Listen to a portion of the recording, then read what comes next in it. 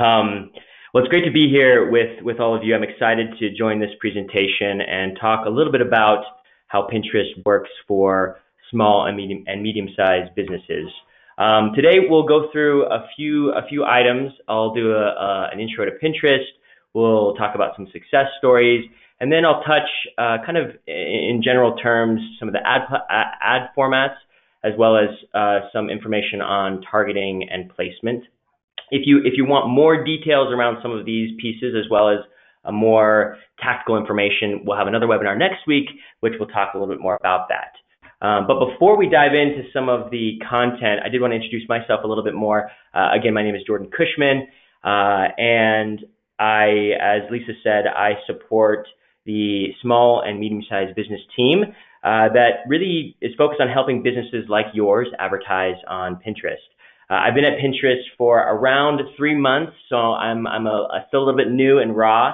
And without being too cheesy, I do have to say that I love being at Pinterest. I love being a part of a platform and an organization that is just full of positivity and inspiration and creativity. So I'll stop gushing there. But a little bit more about me. I live in California, and beyond interests that I have around my wife and kids, I really enjoy things around soccer, snowboarding, and shoes, as you can see here. And we often get asked at Pinterest what we're pinning. And so I'll call attention to this board here called Sports House.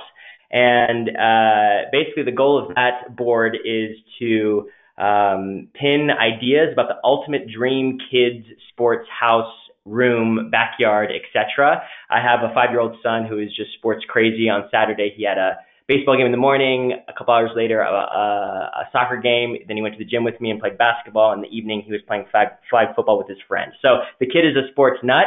And so my dream, and my wife is aligned with this, is to build some sort of cool sports house when the day comes that I finally buy a house. So that's some of the stuff I've been pinning lately, and a little bit about me. But enough about that. I'm sure you're not really that interested in that, but always good to share a little bit before we get into some information. So cool. So what I will talk about here is a little bit about how Pinterest works.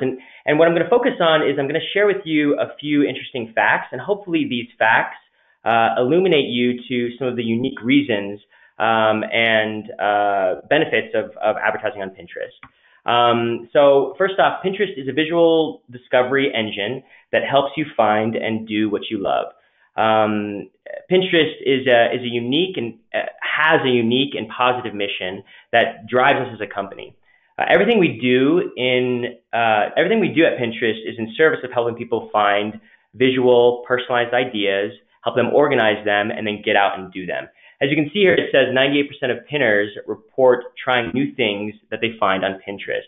So when I pause and think about that for a minute, I start to think about, okay, what are some of the things that I've tried recently? And I immediately start to think of the restaurant that I recently went to with my wife. And what caused me to go to that restaurant? Well, as I thought about it, it's when I looked online and I saw these tasty looking tacos, and that's what drew me and my wife to go to that restaurant. When I think about the beach that I recently visited and tried out for the first time, why did I go there? Well, the images of the beautiful beach scenery is what kind of pulled us there. And so the reason I'm mentioning this is because compelling images can really motivate people in the ways that words can't.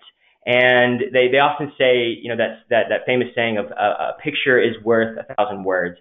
Well, Pinterest has over 100 billion pins, and so if you do the math on that, 100 billion times 1,000, it's a lot, right? And so the point of this is that I don't think it's a coincidence that this visual discovery engine that Pinterest is really an incredibly effective tool at helping people to try new things. So additionally, people use Pinterest when they're actively considering what to do or buy next. What's special about Pinterest is the mindset that people have when they use the product. So Pinterest gives people ideas So the stat here I want to highlight is this 90% stat. So 90% of Pinners say that Pinterest gives them ideas of what products to purchase. So these ideas, they can be big, they can be small. It could be from remodeling a house to finding a new outfit. And so the example I want to use here, again, another personal example. Hopefully these aren't annoying to you, the personal example I have here is around jeans. So I recently had a pair of jeans, and they were starting to get holes on the side of the jeans. Not the fancy holes that you see in some jeans, but the unintended holes in jeans, right? And so I knew I needed some new jeans to wear to work. And I had a general idea of the style. I knew I wanted them to be different than the ones that I had. I wanted them to be a slimmer fitting jeans, a little bit lighter color. But beyond that, I wasn't really sure. And so I created a board around jeans to try to curate my ideas around what I was looking for. I built out that board and kind of found and identified this general style of what I was going for.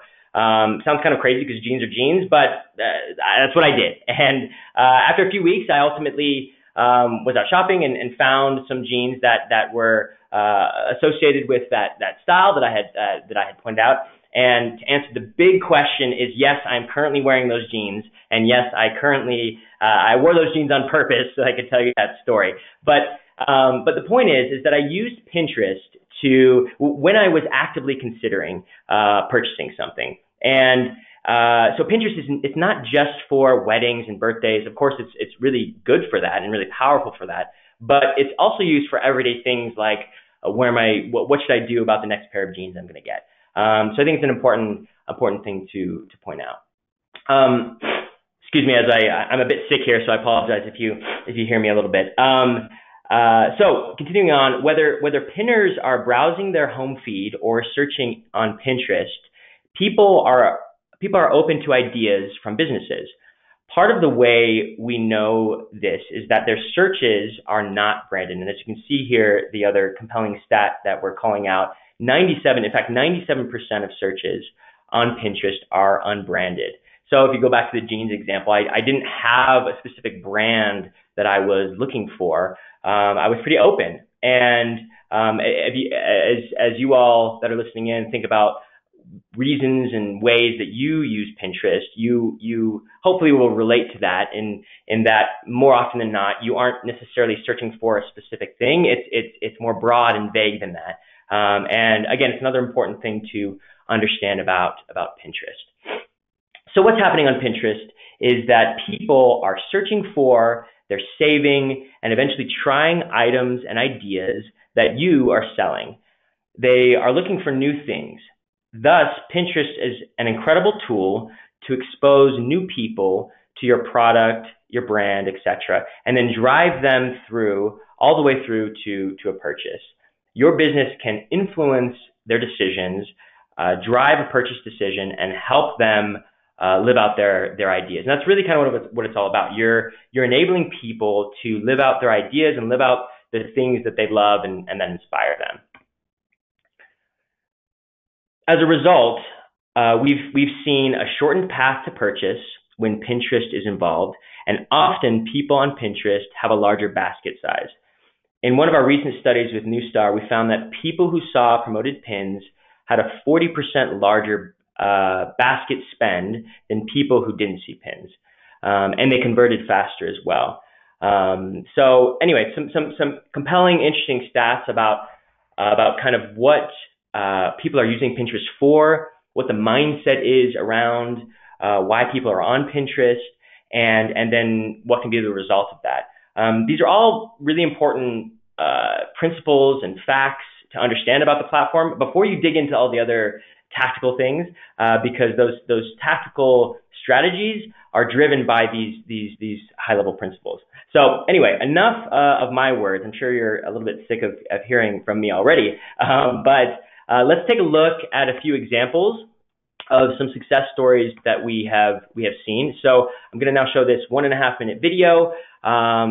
So there'll be a little bit of sound, and then we'll go from there. Here it is. A few things set apart our furniture. It's solid American hardwood. It's hand finished, which you don't see as much anymore. It's also customizable down to an inch, and it's all made right here in Chicago. My name is Tia Darula. I'm a co-founder of 57th Street Design. And I'm Sam Davenport, and I'm the other co-founder of 57th Street Design. it's different from a lot of mass manufactured furniture. We choose the boards, we are aware of grain composition. The idea with heirloom furniture is furniture that will last long enough such that you can pass it on to a child, to a friend, to someone else. We're still very young as a company, and it's still very exciting to try and figure out ways to grow. Pinterest is obviously a very visual platform, and we are also a very visual brand, and so it just made sense originally to set up an account and sort of have our work up there and try and get it in front of people. We also wanted to get traffic back to our website, and Pinterest was very appropriate because it's a place where people go to get ideas.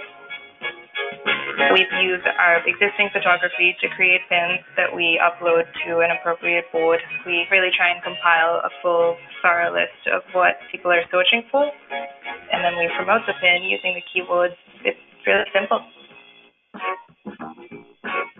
It allowed us as a small business with a limited budget to reach very qualified customers across America.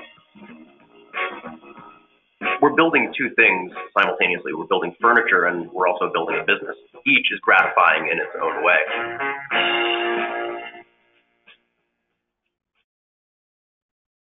All right. Hopefully you could hear that okay. So 57 Street Design, here's the study here of what you just saw. I'm not going to dig in here too much, but you can see some of the compelling stats that they were able to drive for their business. And one thing I do want to call attention to here is when they talk about here in the first sentence around A/B testing. And so what I want to point out is that these results were driven after some A/B tests that they ran. And so it's important to point out that this, like many other advertising platforms, it's a test and learn platform where you're testing the different creatives, different targeting and bids and so on and so forth. And that as you test, and you can find things that work, and then ideally put them as always on campaigns, keep going with that, and then continue to test and learn with other strategies to continue to grow and ultimately provide value to your business. So that's a little bit about 57 Street Design. The next case study here that I wanted to highlight is Scout Mob. You can see here some of the stats that they were able to drive. This is a company that is a marketplace for high quality products from independent craft artists. So it's very cool, unique products. As you can imagine, this seems like a pretty natural fit for a platform like Pinterest. What I do want to call attention to here is that they point out that the conversion pixel, they use the conversion pixel to optimize some of their CPCs. So this is an example of when you get set up on the ads platform, that it's important to do some of those basics like setting up the Pinterest tag, the Pinterest pixel, which is similar again to other platforms. And the pixel really helps advertisers to build audiences, to optimize campaigns, and to track conversions. Next week, again, we'll talk a little bit more in detail probably about some of these best practices, but that's one thing I wanted to call out here about the Scout Mob case study. So this last one here, Bank of America, I recognize this is not a small business. Bank of America is big, and I apologize for that. But the reason I wanted to call this one out is because I find when you look at Bank of America, you don't initially think, oh yeah, Bank of America and Pinterest, they're a great fit together, right? At least I didn't think that.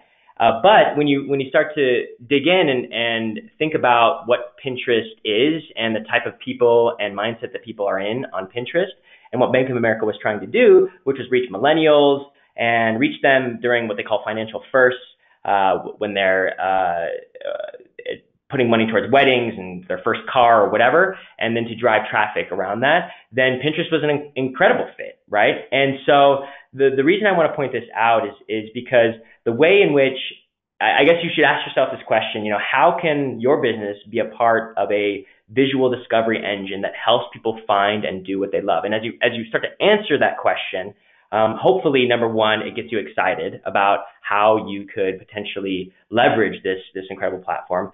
And number two, it's really essential to be thinking through that so that you can really drive success on the platform like Bank of America did in what I would call a fairly unique way. So that's a little bit about some of the cases, some of the examples of success that we've seen across the platform. So now I want to dig a little bit into a little bit more tactical stuff around some of the ad formats. So the ad formats, they are really focused on your goals. So you'll see here in the 3 examples that I'm going to touch on, they're focused on your goals. So this first one, promoted pins, this is the main ad format that you'll see across Pinterest and the main ad format that advertisers use.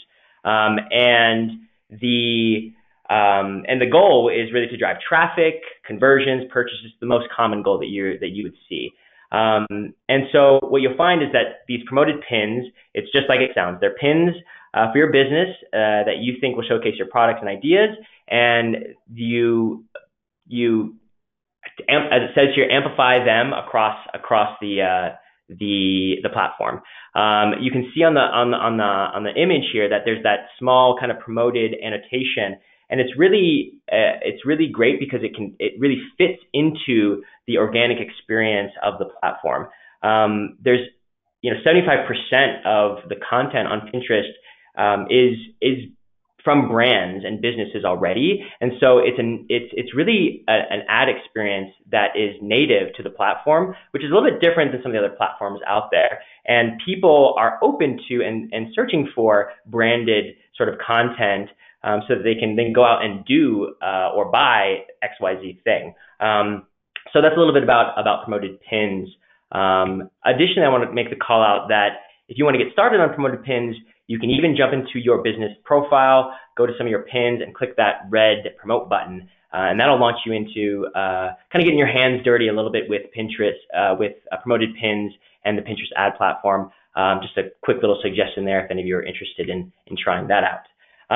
Additionally, we have what's called promoted at pins. And again, the goal that we're supporting there is to increase installs.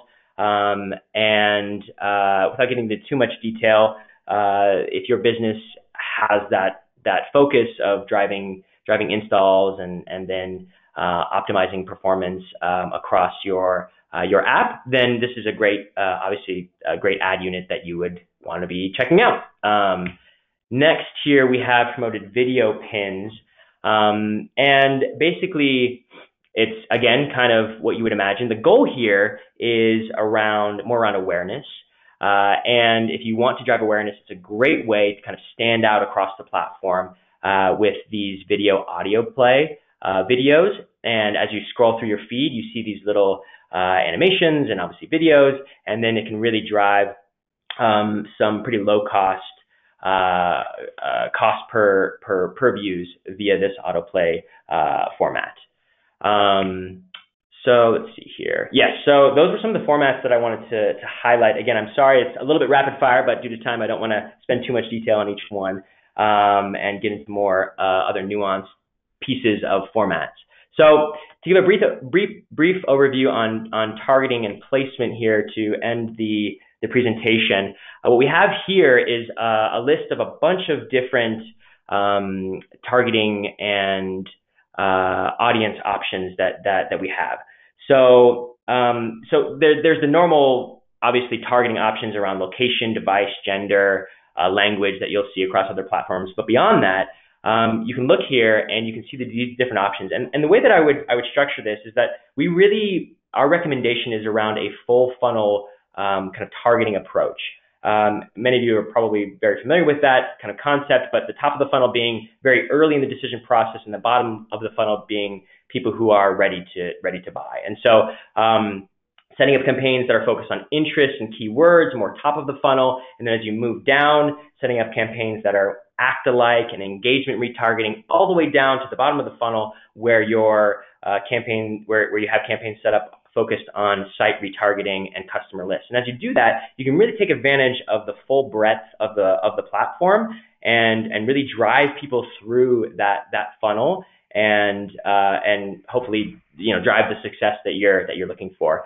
So obviously there's a ton of detail here that we're not going to get into, but it's good to understand that there's a lot of different options from a targeting and audience perspective. And then on the placement side of things, these pins, promoted pins, or some of these other video pins, or whatever it is that you were focused on, there's really 3 main areas that they'll appear. They'll appear in the home feed, as we've talked about, and that's that kind of never-ending feed where people are scrolling. The feed it's curated for each of the individuals based on what they love, i.e., what they save and click and what they're focused on. And so you have a great opportunity to attract new people who wouldn't be exposed to your business otherwise. And then in search, obviously, it's a little bit more focused interest where they're searching for keywords, and you can target to them via their interests or the keywords that they're searching for. And then additionally, here on Related Pins, I really like this placement. It's something that I use quite often. Is you see a pin, you can click on it, and you kind of scroll down, and then you can see pins that are similar to the pin that you had just clicked on. And this is using some of Pinterest's amazing visual search technology, which is pretty exciting on some of the innovation that Pinterest is doing there. So those are some of the areas that you'll see, and you can have control around where your pins show up across these areas. So to finish up, I guess I have to do a little bit of a shameless plug. We do have, when you're starting off new into a platform that you haven't used before, it can be a little bit daunting. And so we do have options for you to get some help. And that's through this Pinterest Propel program. Go check it out if that's something that interests you. Really the goal of these folks are to be an extension of your team and really help you hit your goals, get you set up on a good footing and set up your initial campaign. There are some minimum spend requirements to be a part of it, but please reach out and let us know if we can kind of help you out. Check it out if that's something that interests you. So yeah, to finish up, here's some of the key takeaways for the sake of time. I won't drill in here, but hopefully some of these things were interesting to you and got you excited about potentially checking out the platform.